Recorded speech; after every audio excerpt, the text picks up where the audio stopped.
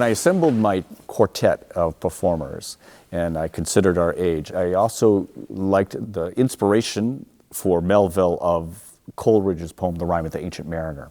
So I conceived of this notion that we are a monastic order of ancient mariners who are a lineage that have descended from Ishmael, that carry the torch of this story in the way that the book is really like a memorial. The team I brought in are people who like to drift out into really uncharted areas in terms of ambiguity or in terms of metaphor and allegory and not so confined by narrative and representation.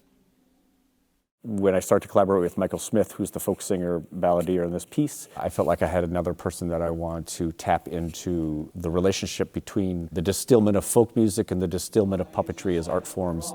I really like his words, Mr. Melville, and when you go through his books, his book, that particular one, you see all kinds of word combinations that immediately make you feel, this could be a song.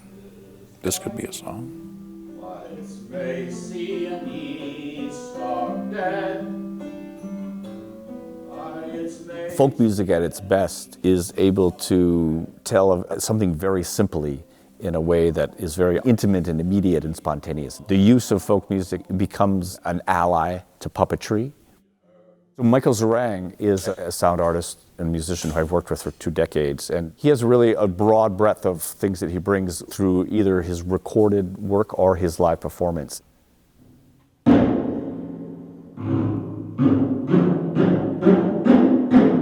Primarily, I'm using a large bass drum as a resonator for different sounds that I'm playing. Some of them are electronically generated that go right into the drum, and so it reverberates. Others are placed on top of the drum, so whatever their quality is gets amplified and reverberated by the drum.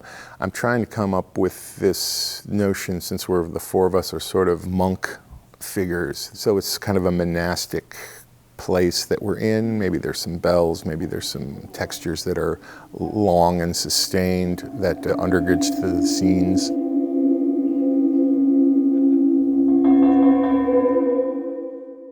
It's a liberation to work with someone like Michael Montenegro because his instincts as a puppeteer are very akin to mine. And it's important that we're approaching all the material objects for their resonance and their potential on the stage. He's so very good at just suggesting hardly anything. Like he says, let's not try to make it do very much. And it's true, because what happens is this distillment creates an opening for the audience to start to enter into its richest potential as a material object. And this is really where puppetry excels.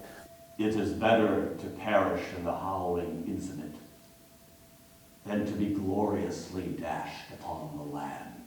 We're trying to, in our distillment, to pick only a very small portion of the text and let it resonate.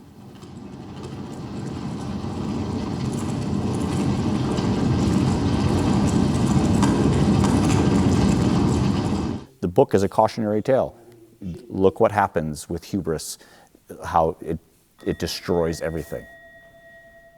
So the redemption of that comes out of, that's where we come up with our monastic order, men who have identified with that and who actually removed themselves from society, which is what a monastic order does. And it's kind of like what you do when you go on a ship in the whaling business. You've left the world, you've left all the morality of that world, you've left all the rules and the taboos and the things that are confined, and now you're surrounded by the ocean, which is unknowable. We don't know what's under the surface of the water. And this one particular whale becomes this fixation, and Melville so well describes this whale that you can never see the whale. The mystery of the sea becomes this, like a mystery of the universe, something unknowable, something powerful, something able to entirely destroy what we recognize as a world.